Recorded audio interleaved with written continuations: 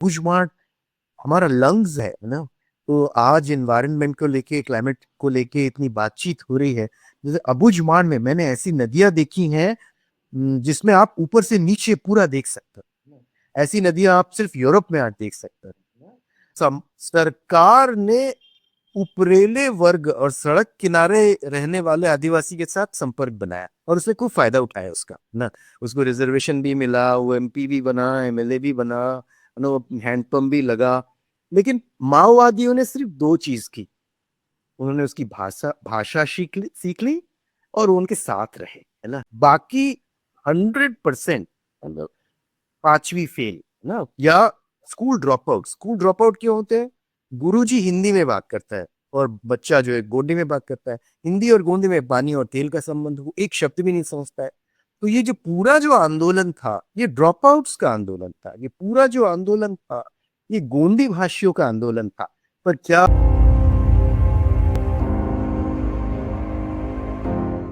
नमस्कार, मैं हूं निधीश त्यागी और आप हैं हरकारा डीप डाइव पर।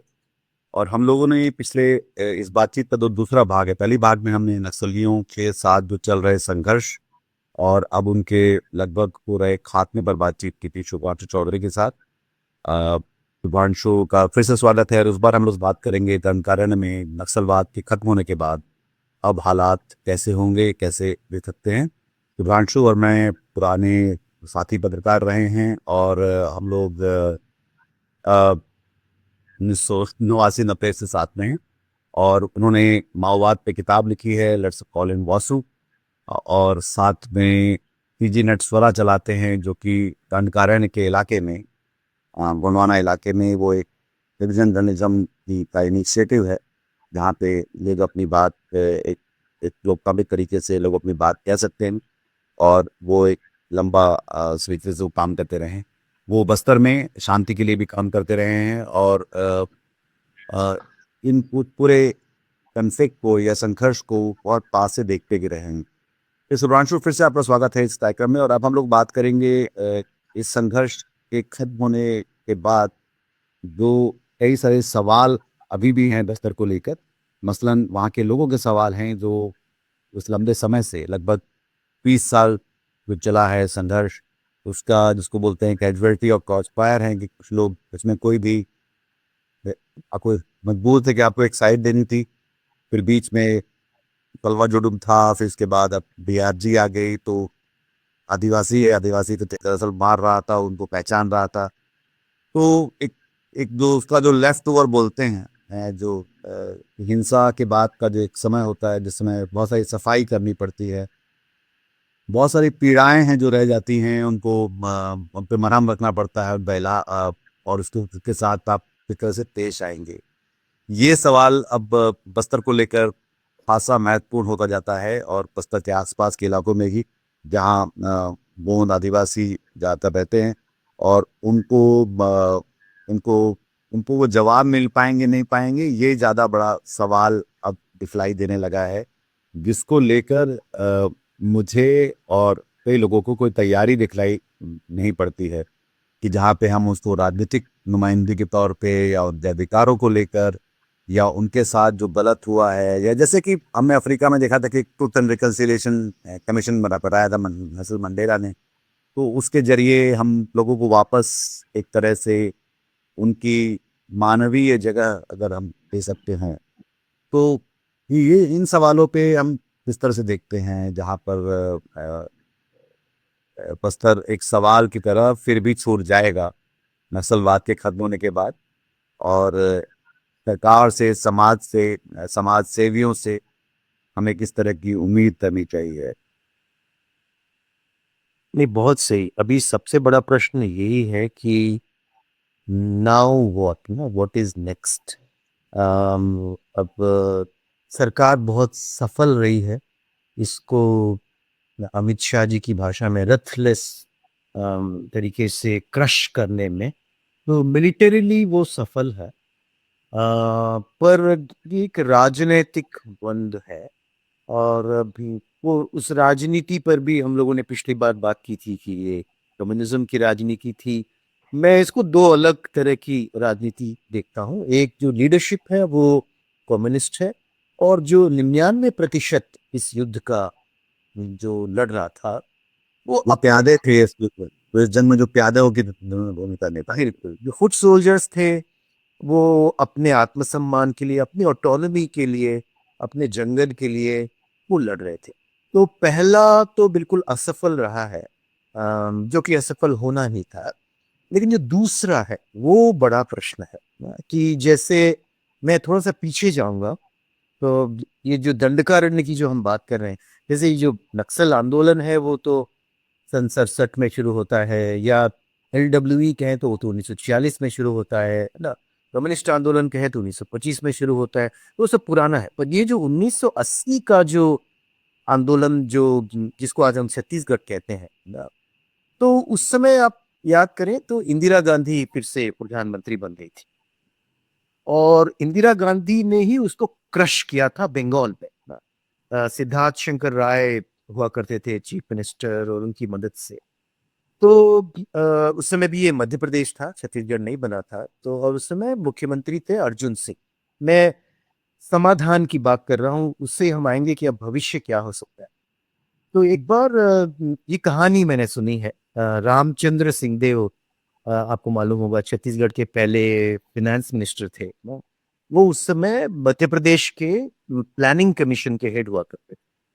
तो अर्जुन सिंह चीफ मिनिस्टर थे, उनको इंदिरा गांधी ने बुलाया और बोला कि ये इंटेलिजेंस बोल रहा है कि जो जिसको सिद्धार्थ शंकर राय ने खत्म कर दिया नक्सल्स को बंगाल में, वो अब तुम्हारे यहाँ घुसे, मध्य प्रदेश में आए। तो इसको लेके आपकी क्या सोच है?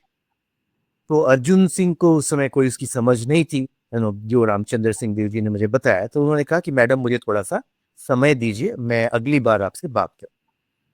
तो अगली बार जब वो गए तो रामचंद्र सिंह देव को साथ में लेकर गए, और जब वो बुका आया तो उन्होंने कहा कि राजा साहब, ये दोनों राजा थे, आप जानते हैं कि अर्जुन सिंह भी राजा थे रीवा के, और ये रामचंद्र सिंह देव रीवा की तुरहट के जोरहट के, को अंबिकापुर के। कोरिया के, है ना। अंबिकापुर के राजा तो दूसरे हैं, है ना। तो ये कोरिया के राजा थे, तो बोले राजा साहब बात करेंगे। तो रामचंद्र सिंह देव को ये कैसे समझ थी ये मुझे नहीं मालूम, पर उनकी समझ बिल्कुल सही थी ना।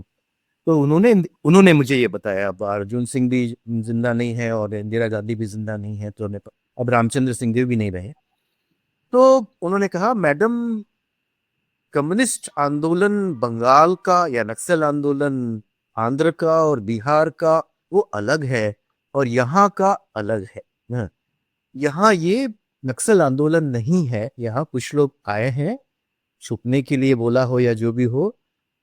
हमें सिर्फ इतना करना है कि आदिवासी इनसे न जुड़े, और उसके लिए कुछ करना चाहिए। तो उन्होंने कहा कि क्या करना चाहिए।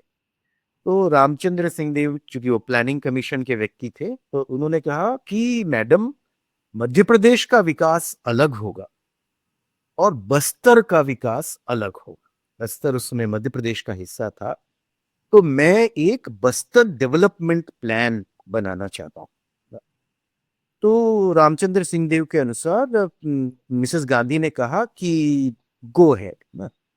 पर उसकी जो पीछे की कहानी है, तो वो चूंकि राजा थे तो वो बात कर सकते थे शायद 1 to 1। तो उन्होंने कहा मेरी 2 शर्तें हैं। तो क्या शर्त है? तो पहली शर्त है कि नो माइनिंग फॉर 100 years, और दूसरी शर्त है नो इंडस्ट्रियलाइजेशन फॉर 100 years। ये बात अगर आप मानेंगी तब मैं ये काम करूंगा। अब उन तीनों में से कोई भी जिंदा नहीं है, तो ये सब बातें हुई थी या नहीं हुई थी ये कुछ भी नहीं पता है। पर रामचंद्र सिंह देव ने कहा कि उन्होंने कहा कि यू गो अहेड। पर इस देश का दुर्भाग्य है कि बस्तर डेवलपमेंट प्लान 31 दिसंबर 1984 को तैयार हुआ। तो काफी मेहनत की रामचंद्र सिंह देव जी और पूरे प्लानिंग कमीशन ने। और आपको मालूम है कि 31 अक्टूबर 1984 को श्रीमती गांधी की हत्या हो गई, और उसके बाद अर्जुन सिंह को पंजाब भेज दिया गया गवर्नर की तरह।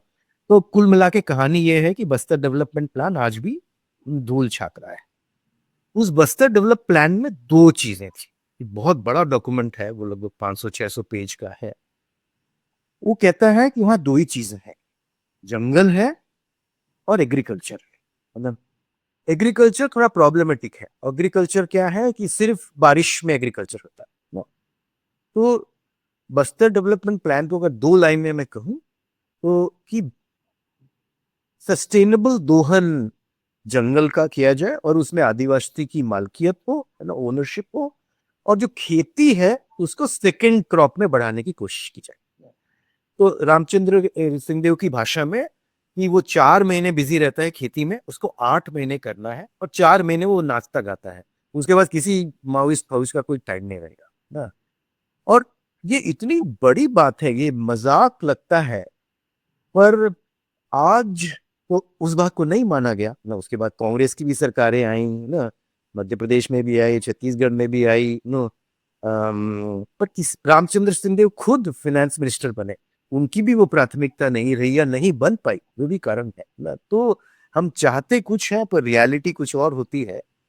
तो बस्तर डेवलपमेंट प्लान, यद्यपि अब हम बात कर रहे हैं 40 साल पुरानी, आज 2025 है, वो 1985 में आया ना। तो फिर भी मुझे लगता है कि अगर हम सच में, जैसे आज गाजा के रिकंस्ट्रक्शन की बात हो रही है, अगर हम दंडकारण्य या बस्तर के रिकंस्ट्रक्शन की, जिसको अंग्रेजी में ट्रांजिशनल जस्टिस भी कहते हैं ना, कि एक समाज जो ट्रांजिशन में है ना, एक वो तो एक देश के अंदर देश था, हम बात नहीं करते हैं ना।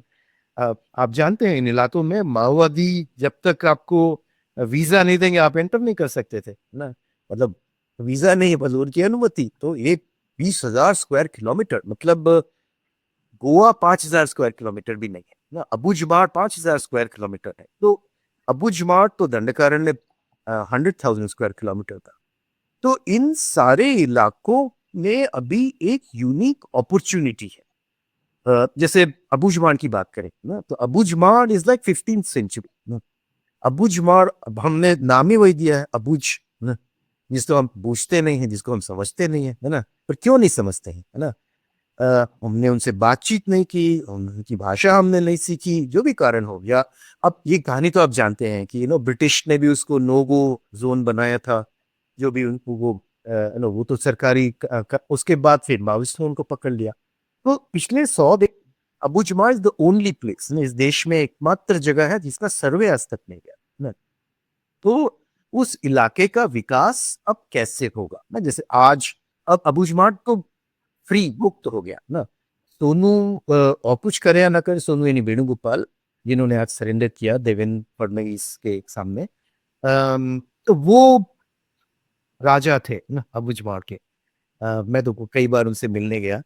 तो अब जैसे उन्होंने सरेंडर किया है, तो आज लगभग 100 लोगों ने सरेंडर कर दिया है अबुझमाड़ से, और जितने बचे हैं वो अब सरेंडर कर देंगे। अबुझमाड़ कमिटी पहले ही लिख के दे दी है कि हम सोनू दादा के साथ में हैं। तो दक्षिण में अभी भी समस्या है, दक्षिण मतलब दक्षिण बस्तर में, पर अबुझमाड़ अब मुक्त है ना फॉर ऑल प्रैक्टिकल पर्पसेस। कल मैं किसी से बात कर रहा था अबुझमाड़ में, और उनका कहना था कि दादा, गांव वाले कह रहे हैं कि नक्सलियों ने ही उनको बोला है कि अब साउथ से लोग आएंगे। तो कोशिशें होंगी साउथ से, मतलब मैंने जैसे बोला कि 75% माओवादी अभी भी एक्टिव है, अभी भी वो दक्षिण में जो तेलंगाना कमेटी है उनके साथ में, तो वो फिर से कोशिश करेंगे। पर अब अबुझमाड़ का विकास कैसा हो, क्या इस दिशा में हमारे पास कोई सोच है ना? जैसे अब ट्रूथ एंड रिकंसिलिएशन कमेटी की आपने बात की ना, जब सलवा जुर्म हुआ, सलवा जुर्म एक सरकारी प्रयोग था, एक मिलिट्री का प्रयोग था, जिसको स्ट्रेटेजिक हैमलेटिंग कहते हैं। जो प्रयोग 46 में भी हुआ, जब तेलंगाना आंदोलन हुआ जो अंग्रेजों ने किया। वो प्रयोग 90 में भी हुआ ना, जो जब पहली सरकार आई ना बीजेपी की, वही प्रयोग फिर से हुआ 2005 में। इन प्रयोगों को करने में, इन प्रयोग में विभिन्नता थी, और कभी वो प्रयोग सफल रहा, कभी वो प्रयोग असफल रहा ना। जैसे सलवा जुलूम जिसको हम कहते हैं, थर्ड जन जागरण अगर उसको हम कह सकें, वो पूरी तरह से असफल रहा है। तो उसके बहुत विक्टिम्स हैं। जैसे आज तेलंगाना में कम से कम 50,000 लोग विस्थापित हुए हैं, और आज से नहीं, 20 साल से। जैसे मैं कह रहा था कि फेंस सिटिंग की कोई जगह नहीं थी, या तो आपको माओइस्ट के साथ जाना है या तो आपको स्टेट के साथ जाना है। वो लगभग 50,000 लोग स्टेट के साथ है, मतलब सलवा कैंप में हुआ है।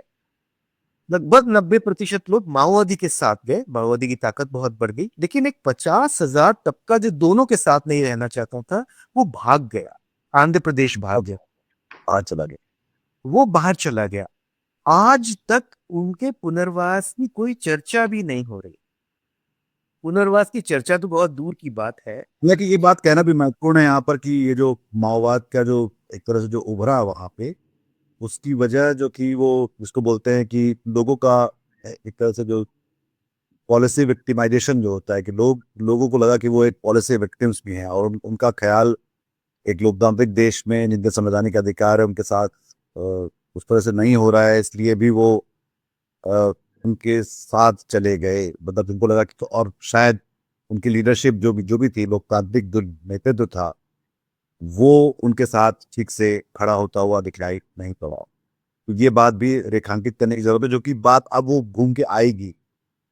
जब नक्सलवाद चला जाएगा तो फिर ये बात घूम के आएगी कि भाई मेरा राजनीतिक नेतृत्व क्या कर रहा है मेरे लिए, मेरे लोकतांत्रिक अधिकार कहाँ हैं, मेरे पास जो है इलाज के लिए मैं कहाँ जाऊं, मतलब जो अगर अगर मेरे साथ कुछ गलत हो रहा, नाइंसाफी हो रही है। तो वो सारे सवाल हैं जिनको लेकर वो सवाल अपनी जगह वैसे के वैसे खड़े हुए हैं, जिसके प्रति कोई तैयारी, कोई सोच समझ, कोई रास्ता दिखलाई नहीं पड़ता है। मुझको तो नहीं पड़ता, शायद शुभ्रांशु आप बताएं अगर आपको दिख रहा हो। नहीं, नहीं पड़ता है, आप बिल्कुल सही कह रहे हैं। जैसे माओवादी आंदोलन है ना, तो इसको मैं अब जैसे डिसेक्ट करते हैं हम कि ये है क्या ना, तो ये माओवादी आंदोलन तो नहीं है, तो है क्या? तो मैं इसको इस तरह से डिस्क्राइब करता हूँ: break of communication misused by a violent ideology. यहाँ पर एक ब्रेक ऑफ कम्युनिकेशन था। बस्तर में जो आदिवासी है वो दो तरह है ना, एक सड़क किनारे रहने वाला उपरेला वर्ग, और एक 95% जो जंगल में रहता है, जो गोंडी बोलता है ना। तो सरकार ने उपरेले वर्ग और सड़क किनारे रहने वाले आदिवासी के साथ संपर्क बनाया और उससे खूब फायदा उठाया उसका ना। उसको रिजर्वेशन भी मिला, वो एमपी भी बना, एमएलए भी बना, नो हैंडपंप भी लगा। लेकिन माओवादियों ने सिर्फ दो चीज की: उन्होंने उसकी भाषा भाषा सीख ली और वो उनके साथ रहे, है ना। और जब आप साथ रहते हैं, और उनका एजेंडा था लाल किले में लाल झंडा फहराना ना, और इनकी तो कुछ तकलीफें तो थी, है ना। जंगल आप उनसे ले ले रहे हैं, है ना। उनकी कोई इज्जत, जैसे हिडमा ना, हिडमा के साथ में एक हफ्ते रहा। वो किस तरह की बातें करता था, वो कोई मतलब कम्युनिज्म माओइज्म नहीं दादा। जब हम बस में बैठते हैं तो कोई आदिवासी बैठा होता है तो आप उसको उठा देते हो, आप हमको आदमी नहीं समझते। वो इज्जत की बात कर रहा। मेरे ख्याल से कोई भी इंसान कहीं भी होता है तो तीन ही चीजें होती हैं उसके पास जो सबसे जरूरी मान सकते हैं दुनिया में। वो है उसकी उम्मीद और उसका यकीन और उसकी गैरत। तो बस्तर का जो इस समय जो आदमी है या इस समय जो का जो युवा है, जैसे कि आधा हिंदुस्तान 30 साल के नीचे का है इस समय, और तो उसकी उम्मीद क्या है, वहां पे कैसे यकीन करे, और उसकी गैरत के लिए आप क्या कर रहे हैं। क्योंकि बस्तर का युवा तो आप पे यकीन नहीं कर सबसे ज्यादा सबसे ज्यादा बात जो शायद आती है, क्योंकि अ, शुभ्रांशु और हम दोनों का बस्तर से एक तरह से वास्ता भी रहा है। मैं वहाँ पैदा हुआ और वहाँ पे मुझे इतने फिट, इतने खुश, इतने जिंदा, इतने मजेदार और मजे में रहने वाले लोग नहीं थे। हालांकि मैं तब जब था, मेरा बहुत बचपन वहाँ बीता था और वहाँ पर 74 तक, मैं 74-75 में वहाँ था, तब ये नस्लवाद वहाँ पे नहीं था। और सबसे सुंदर प्यारे लोग वहाँ के थे जिनसे शायद हम लोगों को सीखना समझना चाहिए था। उनके पास अभी भी वर्क लाइफ बैलेंस से लेकर तो कहते हैं कि जीना उनको आता है हम सब पे। और वो सब हम एक एक करके छीनते रहे हैं उनसे किसी तरह से, चाहे वो सरकार की तरफ से हुआ है, ठेकेदारों की तरफ से हुआ है, जैसे कि आपने कहा कि इंडस्ट्रियलाइजेशन के कारण हुआ है, कॉरपोरेट वहां पे पहुंचे हैं, और फिर नक्सल भी पहुंचे हैं। तो उन सब के कारण जो उनका जो अपनी जो अस्मिता या अपने जीने का तरीका था, उस सब को हम जो है दरअसल कुरेदते रहे हैं या उसको जख्म करते रहे हैं, दरअसल देखा जाए। बिल्कुल। इसको बहुत ज्यादा रोमांटिसाइज करने की भी जरूरत नहीं है, जो कि कुछ लोग करते हैं। पर देखिए, जैसे अबुझमाड़ को ले ना, तो अबुझमाड़ आज 15th सेंचुरी में है ना। वहां फिर रोड नहीं है, बिजली भी नहीं है, पानी भी नहीं है ना। अब सडनली वहां पे फ्लड आएगा, वहां पे अब एलन मस्क का सैटेलाइट इंटरनेट आ जाएगा, वहां पे बिजली सोलर एनर्जी आ जाएगी, रोड्स आ जाएंगे ना। पर अबुझमाड़ में विकास नहीं गया ना, तो अब आप वहां पे क्या करना चाहते हैं? क्या अब अबुझमाड़ में माइनिंग तो शुरू हो गई है, पेरीफेरी में माइनिंग चल रही है और माओवादी उसमें सपोर्ट कर रहे थे, सरकार के साथ थे माओवादी इसमें ना। और मतलब ये तो मैं दावे के साथ कह सकता हूँ ना। हम लोगों ने जैसे कॉन्स्टिट्यूशन में अबुझमाड़ में जो आदिवासी है उनका नाम है अबुझमाड़िया ना। तो जैसे ट्राइबल है, ट्राइबल में एक स्पेशल ट्राइबल ग्रुप है जिसको पीवीटीजी कहते हैं, particularly vulnerable tribal group. Bastar में सिर्फ एक है, वो है अबुझमाड़िया। उनको फॉरेस्ट राइट का एक स्पेशल प्रोविजन मिलता है जिसको हैबिटेट राइट कहते हैं ना। तो बेसिकली अबुझमाड़िया को अबुझमाड़ का अधिकार मिल सकता है थियोरेटिकली ना। पर आज 20 साल हो गए हैं, मतलब 2005 में वो लागू हुआ था, वो एप्लीकेशन तक नहीं हुआ। 19 में जब हम लोग ने ये शांति प्रक्रिया शुरू की तो उन लोगों से हम मिले, तो उसी दरमियान कुछ माओवादियों से भी मुलाकात हुई, तो हमने उनको बताया कि भाई ये हैबिटेट राइट में ऐसा ऐसा लिखा हुआ है। तो उन्होंने कहा दादा अगर ये सच हो जाए तो हमको लड़ने की क्या जरूरत है ना। उससे माओवादियों को बहुत तकलीफ हुई है ना। तो हमारे जो साथी गए थे, तो जो तेलुगु नेतृत्व था उन्होंने उसको बंद कर दिया, मतलब किसी तरह से वो भाग के वहां से आए ना। उसके बाद हम लोगों ने कवायद शुरू की कि चलो ये एप्लीकेशन तो किया जाए ना।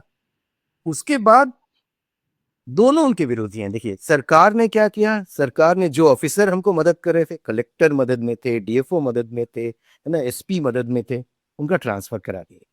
और माओवादियों ने क्या किया, जो अबुझमाड़िया समाज का जो अध्यक्ष था उसके नाम पे मृत्यु दंड का पर्चा निकाल दिया, नीचे मेरा नाम, कि ये इनको भड़का रहे हैं ऐसा वैसा। लेकिन तो आज तक वो एप्लीकेशन भी नहीं हुआ। तो क्या हैबिटेट राइट अबूझमाड़ में एक रियलिटी बन सकता है?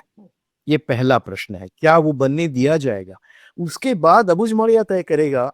अगर जैसे इसके बगल में ही वो है अपना नियमगिरी है ना। जैसे हम लोग एक बार पदयात्रा करके आ रहे थे, तो हम एकदम दक्षिण से हमने सोचा कि आंध्र से जैसे नक्सली आए हैं वैसे ही हम भी चलते हैं। तो आंध्र से बस्तर जगदलपुर तक हम पदयात्रा कर रहे थे, वहां पे एक नदी है शबरी नदी, उसके दूसरी तरफ उड़ीसा है। तो हम पैदल चल रहे थे और रात में बैठ के बातें करते थे और बहुत युवा हमारे साथ जुड़े थे। तो मैंने उनको नियमगिरी की बात की कि वहां पर एक माइनिंग होना था, लेकिन वहां के आदिवासियों ने विरोध किया, अब वो नहीं हो रहा है। वेदांता एक बड़ी कंपनी है, लेकिन सुप्रीम कोर्ट ने उनको रोक दिया। तो मुझे लग रहा था कि युवा जो है उसका समर्थन करेंगे। पर उन्होंने कहा दादा हमको भी तो नौकरी चाहिए, है ना। देखिए वहां पे मोबाइल फोन आ गया है, वहां पे मोटरसाइकिल आ गई है ना। तो मनी, मोबाइल फोन, मोटरसाइकिल, इसने उस समाज को बदला है और वो देख रहे हैं बाहर में क्या हो रहा है ना। तो जो मैंने कहा कि बहुत ज्यादा रोमांटिसाइज भी करने की जरूरत नहीं है, पर उसके साथ में उस जैसे जहां पे माइनिंग करेंगे दादा वहां पे अंडरग्राउंड नहीं कर सकते हैं क्या, नो। तो वो प्रश्न पूछ रहा है कि ये पहाड़ जो है अगर हमारा देवता है ना, जैसे हमारे हिंदुओं के 4 धाम है, आदिवासियों के 4 धाम अबुझमाड़ में है ना। और वहां पे अब माइनिंग शुरू होगी। तो क्या, अब देखिए माइनिंग, नो माइनिंग, क्या ये प्रैक्टिकल है? ये सब प्रश्न अभी हम लोगों को करना चाहिए। अगर वो प्रैक्टिकल नहीं है तो क्या कोई बीच का रास्ता हो सकता है? वो बातें वो युवा कर रहे थे कि हमसे बात किया जाए, है ना, कि हम कोई रास्ता बताएंगे। हम चाहते हैं कि विकास हो, है ना। विकास का क्या मतलब है कि रोड बने और बिजली आए और मतलब कि फोन आए और रेलवे लाइन आए, वो चाहते हैं। पर उसकी कीमत अगर ये है कि आप उनको बिल्कुल खत्म कर दोगे, तब फिर वो नहीं चाहेंगे। तो अब किस देखिए, शुभांशु उसका एक पूरा पैटर्न भी तो है कि जहां जहां विकास के नाम पे जब स्थापन हुआ है, तो उसकी सबसे ज्यादा जो तलवार जो है वो या तो आदिवासियों पर गिरी है, मोटे मोटे मोटे तौर पर। इस देश में बहुत सारे प्रोजेक्ट्स ऐसे हुए जहाँ पे हम शहरों में उम्मीद नहीं करते कि लोग अपने मकान छोड़ के चले जाएंगे, और वो लोग अपने जिसको आप कह रहे हैं कि पहाड़ में उनका देवता है, और उनके घर परिवार जहाँ वो सालों से रहते हैं, और सिर्फ घर नहीं रहते, वो पूरा एक जंगल ही घर होता है उनका। वो सबसे उनको बाहर कर दिया जाता है किसी भी प्रोजेक्ट के बारे में। हम ये अभी निकोबार के बारे में भी पढ़ रहे हैं, जहाँ पे इस तरह की वहाँ के आदिवासियों को बहुत बड़ा एक मेगा कंस्ट्रक्शन प्रोजेक्ट जैसे लाया जा रहा है, और उसके लिए उनका ख्याल दरअसल बिल्कुल नहीं रखा जा रहा। तो हमारे पास एक स्थापित इसके एविडेंस, या इसको कहते हैं कि जो सबूत के साथ हम इस बात को, एक पैटर्न है जिसमें हम ये कह सकते हैं कि आदिवासी को तो उसका हक अ, उस तरह से नहीं ही मिल सकता, जो अभी तक हम आज़ाद हिंदुस्तान में देखते रहे हैं जिस तरह से चीज़ें होती। तो अब वैसा अगर हो रहा है, तो अब उसमें फिर उसके बाद भी बेस्ट केस सिनेरियो क्या बनता है? अब आज जैसे जब वेणुगोपाल सरेंडर कर रहे थे या 60 लोग सरेंडर कर रहे थे, मैं उसको लाइव देख रहा था। देवेंद्र फडणवीस जो मुख्यमंत्री है महाराष्ट्र के, तो वो एक हाथ से बंदूक ले रहे थे और दूसरे हाथ से कॉन्स्टिट्यूशन उनको दे रहे थे और सब फोटो खिंचवा रहे थे। तो कॉन्स्टिट्यूशन जो कहता है, क्या हम उसको मानेंगे, ये प्रश्न है। जैसे तो जैसे मैंने अबुझमाड़ की बात की कि हमारा संविधान ये कहता है कि अबुझमाड़ में जो भी विकास के नाम पे होगा उसको बीटो कर सकता है, अगर मैं वो भाषा का उपयोग करूं। क्या उसका सम्मान किया जाएगा ना? जैसे अबुझमाड़ में, तो अबुझमाड़ जो शब्द है ना, जिसको हम लोग कह रहे हैं कि अबुझ और माड़, जब गोंडी लोगों से हम बात करते हैं तो वो कहते हैं कि ये दादा हिंदी का शब्द नहीं है, ये गोंडी शब्द है। अबुझ का मतलब है साल और माड़ का मतलब है पेड़, तो इसका नाम है साल का जंगल ना। तो वहां पे साल है ना। तो पहले तो ये संवाद कायम करने की जरूरत है ना, कि सिर्फ उपरेला वर्ग से ही आप बात करेंगे तो वही होगा जो कि अब हुआ है पिछले 40 सालों में। नीचे का आप अगर देखेंगे कि जो भी सरेंडर कर रहे हैं वो सब के सब, है ना। अ, माओवादियों से मैंने एक बार पूछा था कि किसी पढ़े लिखे आदिवासी से आप मेरा परिचय कराइए। उन्होंने एक आदिवासी से परिचय कराया जो कि 10वीं पास, है ना, वो भी सरेंडर कर गया, वो राजनांदगांव का था, पहाड़ सिंह। बाकी 100% मतलब 5वीं फेल ना, या school drop out. School drop out क्यों होते हैं? गुरुजी हिंदी में बात करता है और बच्चा जो है गोंडी में बात करता है। हिंदी और गोंडी में पानी और तेल का संबंध, वो एक शब्द भी नहीं समझता है। तो ये जो पूरा जो आंदोलन था, ये ड्रॉप आउट्स का आंदोलन था। ये पूरा जो आंदोलन था, ये गोंडी भाषियों का आंदोलन था। पर क्या हम गोंडी में मशीन ट्रांसलेशन टूल बना रहे हैं? कैसा बना रहे हैं? या उनके साथ मिलके बना रहे हैं? ये सब, जैसे साल का जंगल है ना, तो मैं किसी से बात कर रहा था अभी, वहाँ महुआ का भी बहुत जंगल है ना। अभी होगा क्या कि वहां एक महुआ की फैक्ट्री लग जाएगी ना। क्या जिस तरह इस देश में बहुत सारे प्रयोग हुए हैं, अमूल का प्रयोग हुआ है, आनंद मिल्क यूनियन लिमिटेड ना, क्या हम एक अबुझमाड़ महुआ यूनियन लिमिटेड बना सकते हैं, जहां पे जो महुआ आप जानते हैं कि महिलाएं कलेक्ट करती है ना, तो वो उनका कोऑपरेटिव हो और हम लोग मदद करें, और उस महुआ को आप फ्रांस में बेचिए, उस महुआ को आप इंग्लैंड में बेचिए, उसका फायदा जो है उस महिला तक वापस जाएगा। इस तरह के प्रयोग हो सकते हैं। जैसे मैंने कहा कि वहां विकास नहीं पहुंचा है, विकास की अच्छी चीजें नहीं। एक मिनट, मैं ये भी कहना चाहता कि विकास के साथ साथ जितना वहां पर राहत और बाकी चीजों का जो पैसा लगाया गया बस्तर के नाम पे, वो अगर वहां के पर कैपिटा उसके हिसाब से समझा जाए, तो वही अपने आप में एक सबसे बड़े भ्रष्टाचार का, चाहे वो कोई भी पार्टी वहां रही हो, वो उसका एक नंगा सबूत है। दरअसल उसमें कोई, किसी को कोई शक नहीं होना चाहिए कि चाहे वहाँ के जो दुनिया भर के फंड्स वहां पे डाले जाते हैं, चाहे वो आदिवासियों के नाम पे हैं, चाहे जंगल के नाम पे है, चाहे वो उसके पिछड़ेपन के नाम पे हैं, वो फायदा, वो पैसे लोगों तक तो नहीं पहुंचे, ये समझने के लिए कोई भी रॉकेट साइंस नहीं चाहिए। पर अगर आप ये भी कर रहे होते तो शायद इसका कुछ असर वहां पे दिखलाई पड़ता। वो तो प्रॉब्लम, करप्शन की प्रॉब्लम तो है ही। उपरेला वर्ग जो है, मैं हमेशा बोलता हूँ कि हम लोग खतरनाक लोग हैं, पर आदिवासियों से मैं बोलता हूँ, बाहर के लोग हैं, पर जो आदिवासी का उपरेला वर्ग है वो हमसे भी ज्यादा खतरनाक है। मैं उसको उनके सामने कहता हूँ, हम न्यूयॉर्क जाना चाहते हैं चोरी करके, और वो रायपुर जाना चाहते हैं, पर कितना ही है ना, दोनों की मानसिकता बराबर ही है। पर जो बात मैं कह रहा था कि जैसे अबुझमाड़ में विकास की पॉजिटिव चीजें नहीं पहुंची, अगर इनको हम पॉजिटिव कहना, तो नेगेटिव चीजें भी नहीं पहुंची हैं। वहां डीडीटी नहीं पहुंचा, वहां यूरिया नहीं पहुंचा। तो बाय डिफॉल्ट अबुझमाड़ आज purest form of organic food पैदा कर रहा है ना। उसको वो 10 रुपए में बेचेगा, और अभी होने वाला क्या बेच रहा है, अभी होने वाला क्या है कि अरे आप 10 10 किलो उगा रहे हो, आप यूरिया डालो तो ये 15 किलो हो जाएगा। और उसकी जो यूनिक अपॉर्चुनिटी है, तो ये जो हिस्ट्री है ना, जो अभी रिकंस्ट्रक्शन होना है ना, पर री आप घर कैसे बनाओगे? अब वो रबल्स है, वो घर एक हमारा एक इतिहास है ना, हमारी, तो हमारी जो मेमोरी के साथ में क्या वो बन सकता है? क्या हम ऐसा एक ब्रिज बना सकते हैं कि वो अपना जो यूनिकनेस है उनका, कि अब ये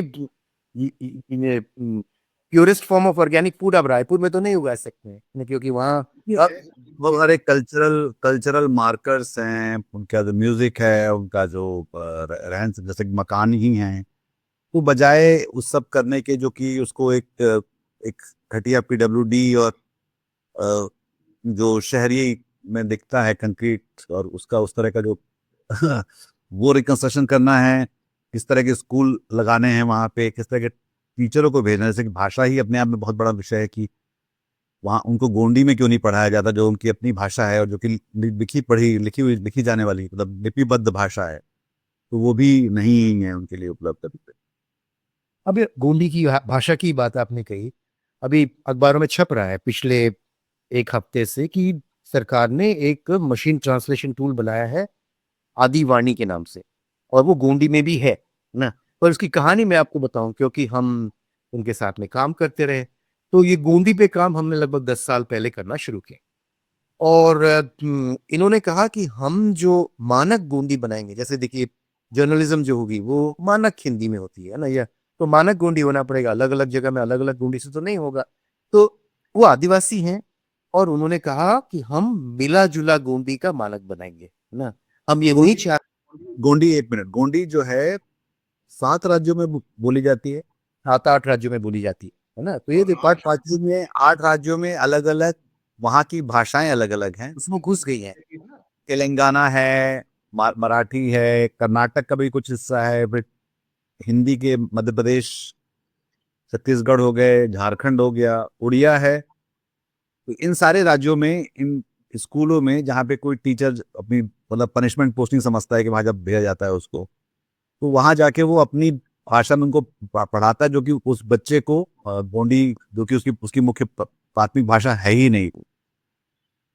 अब उसको, हाँ, उसमें जो है हम कैसे उम्मीद करते हैं कि वो शिक्षा की वहाँ पे कितना मुश्किल है शिक्षा में ऐसे आप और जहाँ जो आपकी भाषा ही नहीं उसमें आपको कोई पढ़ाने लगे तो वो एक अपने आप में है। फिर उनके अपने जाहिर तौर पे उनकी अपनी गाथाएं हैं, उनकी अपनी स्मृतियां हैं, जिसको लेकर कोई भी तरीका नहीं। तो ये तो मानक गोंडी वाला जो मामला है, ये तो है ही महत्वपूर्ण कि कैसे इसको ये होगा, पर वो भी मैकेनिकल तरीके से या सॉफ्टवेयर के जरिए थोपा जाएगा, या उसमें उनकी भी कोई भागीदारी या वही मैं बोलना चाह रहा हूँ। तो सरकार अभी काम कर रही है गोंडी पर, तो उन्होंने आदिवानी बनाया है, फिर उन्होंने क्या किया, रायपुर में एक कॉलेज है IIIT नया रायपुर, उसको वो ठेका दिया, और कांकेर रायपुर के सबसे करीब में है, तो कांकेर के लोगों को बुला के कांकेर की गोंडी को उन्होंने मानक गोंडी बना दिया।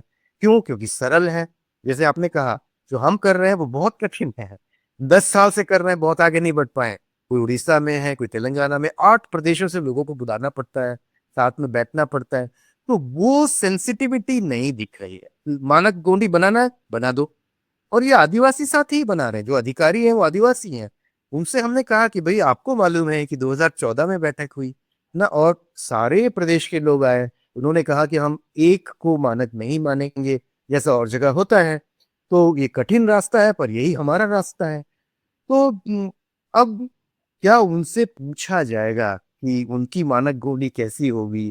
क्या उनसे पूछा जाएगा कि उनका विकास कैसा होगा? क्या उनसे पूछा जाएगा कि वो दारू कैसे बनाएंगे या कैसे बेचेंगे? ये जो संवादहीनता है ना, जिसको माओइस्ट ने एक्सप्लॉइट किया ना, आज जो मैं सुन रहा हूँ कि माओइस्ट पार्टी का, अब ये सही गलत पता नहीं मुझे, जैसे वासु वासु पकड़े गए रायपुर में ना, कोसा जिनकी बात मैं कर रहा था कि जो 1980 के पहले बैच में थे, वो पकड़े गए कोरबा में।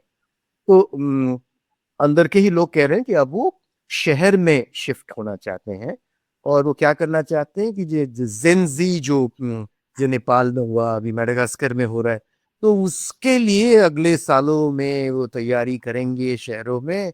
और जब इस तरह का कोई मौका आएगा तो हम, अब वो सही है गलत है मुझे नहीं पता, पर पर ये जो हमारा जो प्रश्न है कि जिसको वो छोड़ के जा रहे हैं ना, वो अबुझमा, वो दंडकारण्य, उसको लेके सरकार की भी तो कोई समझ नहीं दिखती है, सेंसिटिविटी नहीं दिखती है। ट्राइबल लीडरशिप में भी वो सेंसिटिविटी नहीं दिखती है।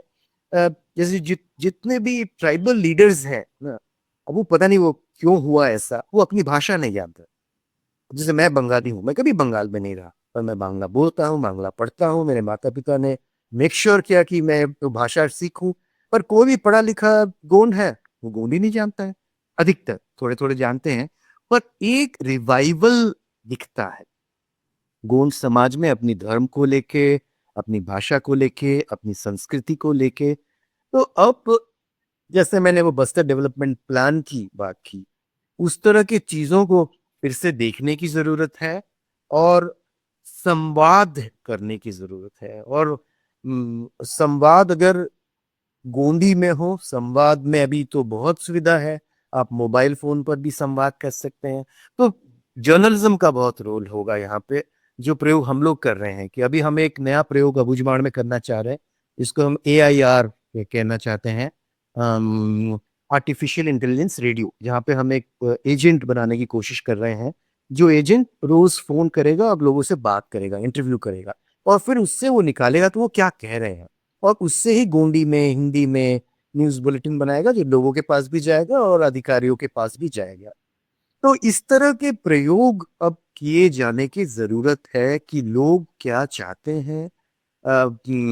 और वो सम्मान, अगर जो जो बात हिड़मा कराया, हिड़मा में कहेंगे ना, जैसे सोनू ने या वेणुगोपाल ने सरेंडर कर दिया है, अगर सोनू सरेंडर भिड़वा सरेंडर नहीं करेंगे वो थोड़े से महीने मारे जाएंगे। पर ये लोगों ने जो मुद्दे उठाए ना कि ये जंगल हमारा है, ये ऑटोनॉमी का जो मुद्दा है, वो संविधान का मुद्दा है। जैसे वो अबुझ माड़िया माओइस्ट जो कह रहे थे कि अगर हैबिटेट राइट अगर हमको मिल जाएगा तो फिर हमको लड़ने की क्या जरूरत है।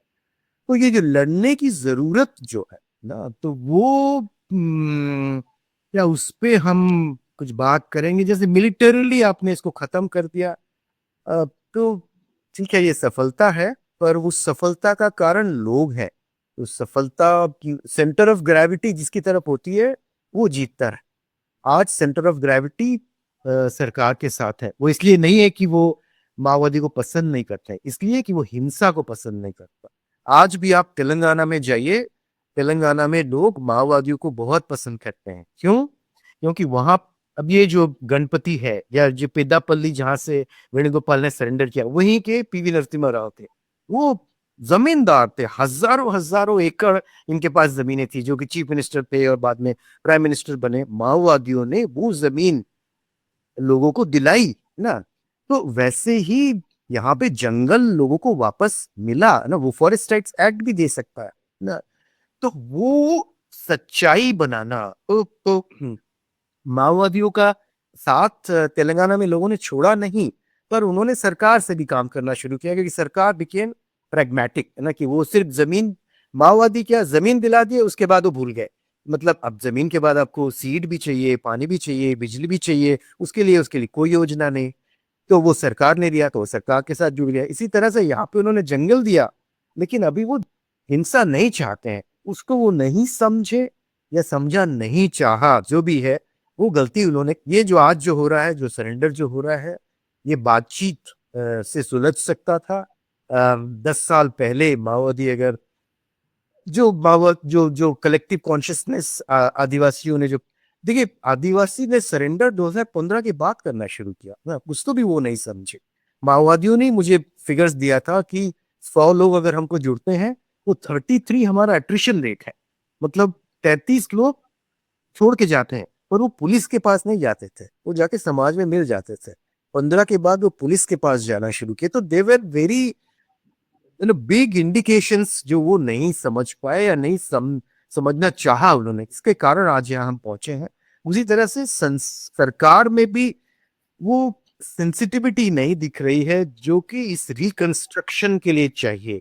लोगों के साथ लेकिन बैठ, ये भी सवाल था कि मतलब हम बहुत समय से देख रहे थे वहां पे कि काफी समय से एक तरह का चाहे हम आदिवासियों को उनके साथ संप्रदाय की राजनीति है, चाहे वहां पे मतलब ईसाइयत काफ़ी समय से वहाँ पे आती रही, उसके बाद आरएसएस काफ़ी सक्रिय रहा, और उसके बाद तो एक तरह की जो उनकी जो सांस्कृतिक अस्मिता है, जो क्योंकि ऑटोनॉमी सिर्फ जीने और जंगल और उसकी नहीं है।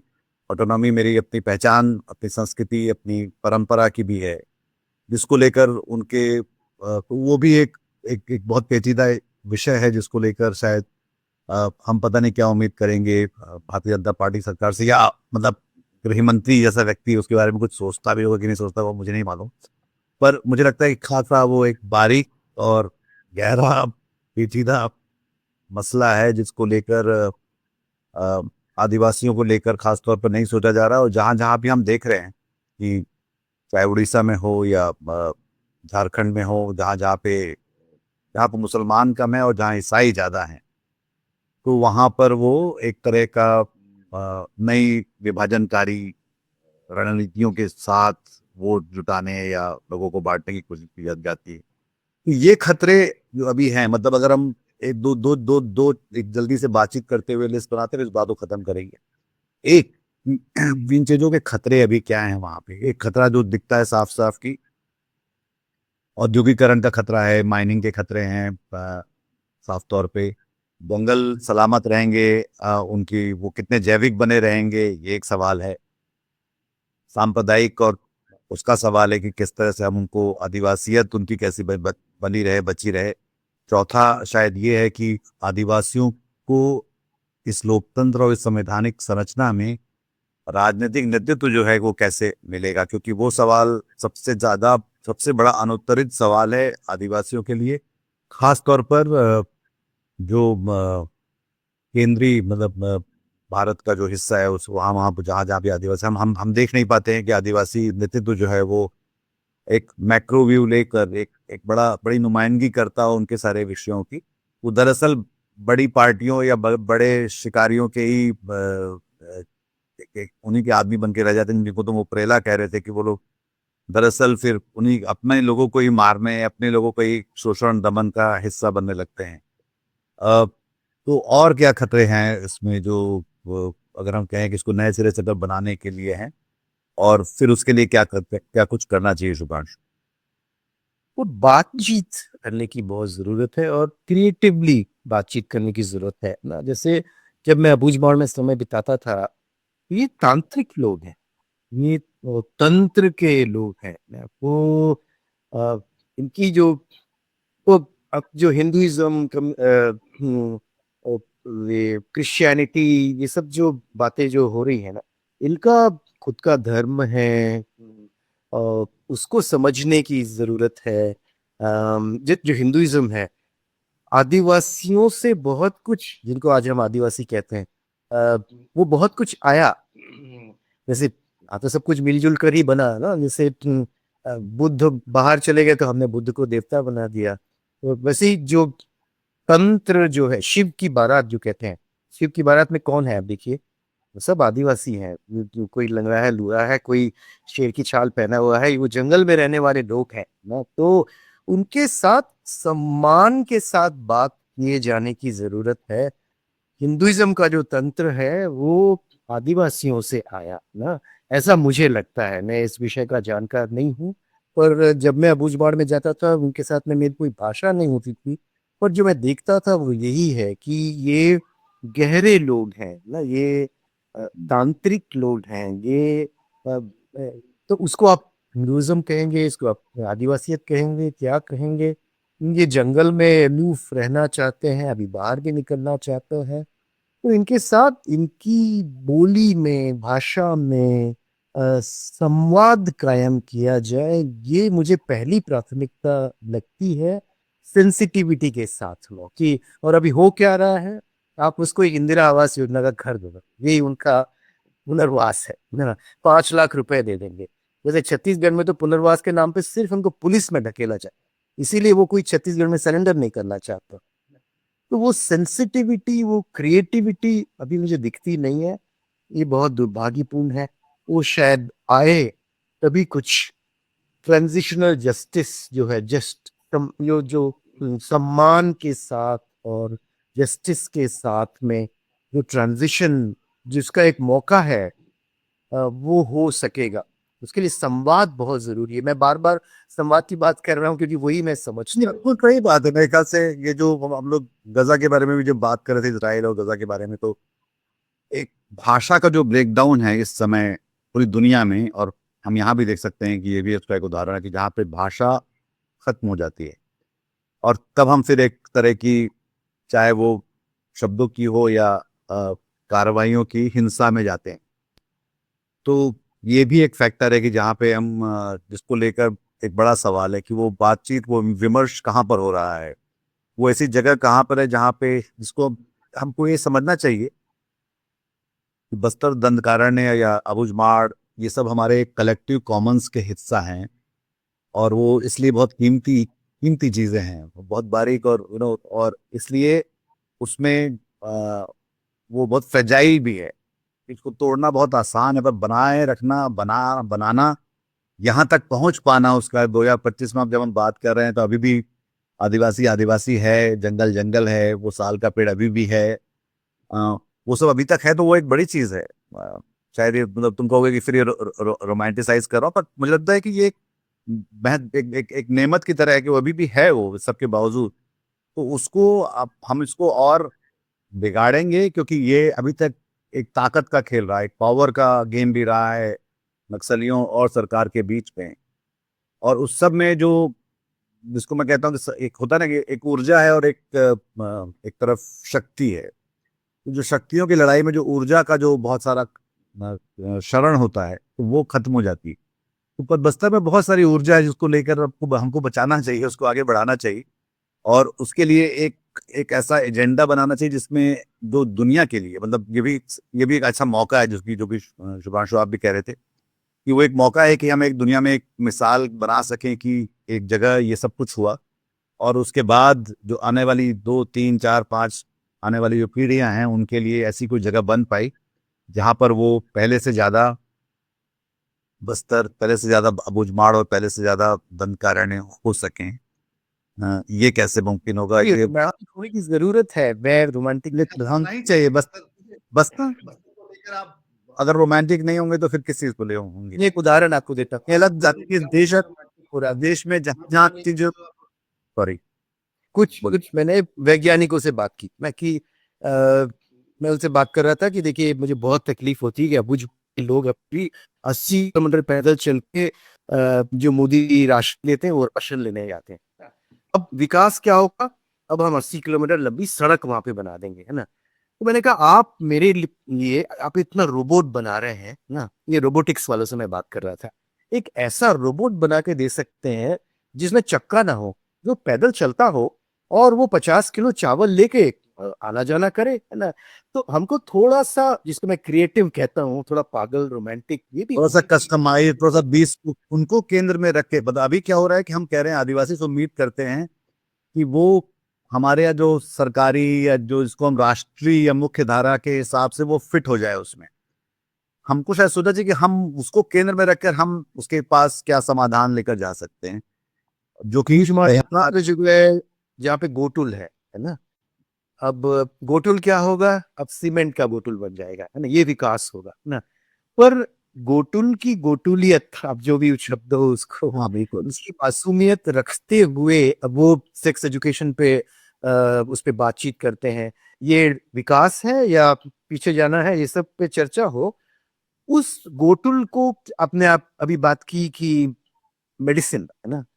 अब उनके पास में जो ज्ञान है ना, जंगल की जड़ी बूटी का ना, तो अब आप कहोगे कि मैं रोमांटिक हो रहा हूँ ना, तो जैसे मुझे बहुत तकलीफ होती।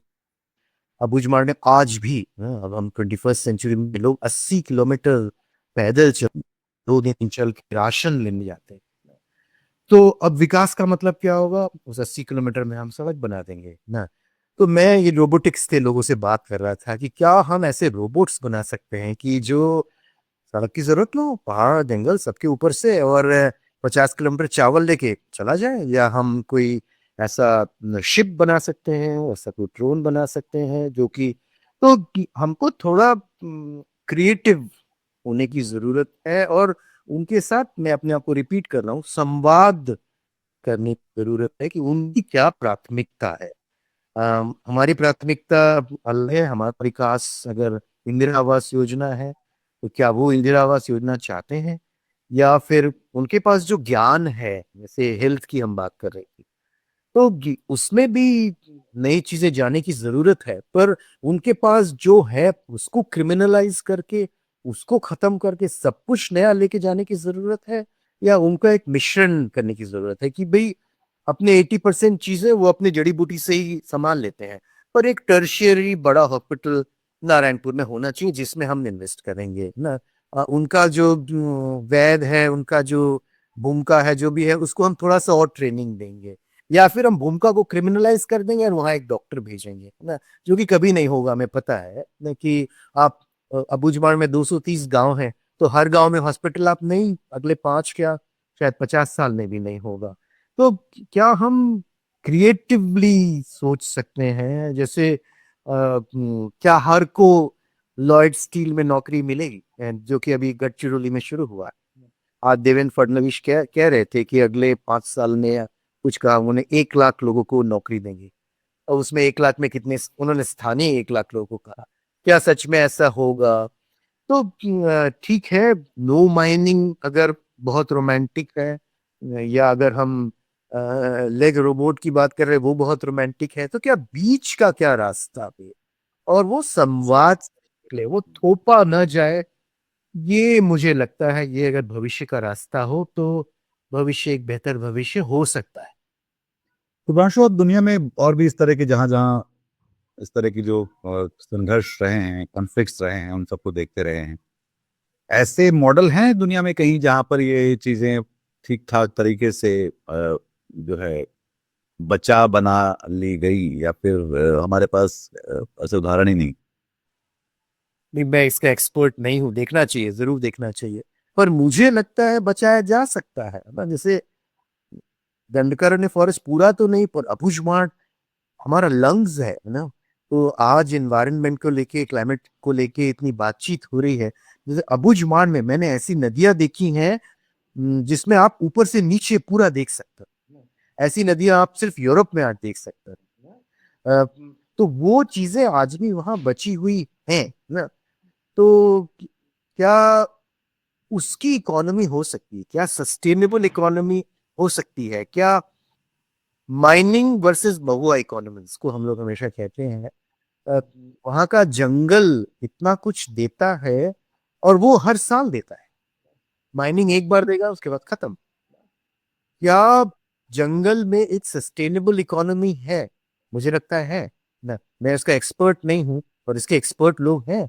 और उनकी दवाइयों से हर दवाई, हर बीमारी का इलाज किया जा सकता है? नहीं किया जा सकता। लेकिन क्या हमारी दवाइयों से, जिसको आप मॉडर्न मेडिसिन कहते हो, उससे हर का इलाज किया जा सकता है? तो एक मिश्रण होने की जरूरत है, एक संवाद होने की जरूरत है। मुझे मालूम नहीं ऐसे उदाहरण है कि नहीं है। अगर नहीं है तो बनाया जाए ना। तो ये एक मौका है, ये एक अपॉर्चुनिटी है, कि 50 साल बाद, क्या 150 साल बाद, है ना, हमको अबूझमाड़ फ्री हो रहा है। पर क्या वो फ्री होगा? ये एक बहुत बड़ा प्रश्न है। क्या बहुत शुक्रिया। बिल्कुल, बहुत शुक्रिया इस बातचीत के लिए, और ये शायद इस समझ बढ़ाने के लिए कि एक की बस्तर जो है वो बहुत प्यारी, खूबसूरत और गहरी चीज है, और हिंसा के बाद जो बस्तर बचेगा उसमें से आप कितना उसको बढ़ा सकते हैं, बचा सकते हैं, या उसको हम उन सारी जगहों की तरह जहाँ जहाँ भी हम शांति के दावे करते हैं और विकास ये बुलडोजर फिर बढ़ा देते हैं, और फिर सोचते हैं कि इससे लोग जो है वहाँ पे खुश रहेंगे और संतुष्ट हो जाएंगे। तो ये एक सवाल है, और इस साथ में एक ये सवाल भी है कि क्या बस्तर को अब हिंसा के बाद हम ऐसी मिसाल में बदल सकते हैं जहाँ पर आदिवासी जंगल एक पर्यावरण मैत्री भाव के साथ में हम कोई ऐसा एक मिसाल बना सकें जो कि शायद दुनिया में देखा जाए कि वो एक किस तरह से हो सकता है। दोनों विकल्प हैं हमारी सरकार, हमारे समाज, हमारे राजनीतिज्ञों के पास, अगर वो उसको लेकर थोड़ी सी भी जिम्मेदारी और थोड़ी सी शर्म का अगर भाव अगर रखते हो तो। बहुत शुक्रिया शुभ्रांशु, और अगर आपको ये बातचीत पसंद आई तो इस प्रोग्राम को लाइक करिए, हमारे इस चैनल को सब्सक्राइब करिए। हर कारा उन जगहों पे जाने की कोशिश करता है जहाँ पे ज़्यादातर बातों से लोग बचते हैं, छिपाते हैं, उनको तोड़ते मरोड़ते हैं। और मुख्य धारा का मीडिया तो आप जानते हैं जैसा जैसा है, तो इसे हम ख्यालों के साथ साझा करिए। हम लोग हिंदी भाषा में इन विमर्शों को लेकर जाना चाहते हैं, उसको आगे बढ़ाना चाहते हैं। बहुत शुक्रिया आपका, अपना ख्याल रखिए। आज की ताजा खबर, आज की ताजा खबर, आज की ताजा खबर। आओ काका जी इधर, आओ मामा जी इधर, सुनो दुनिया की खबर।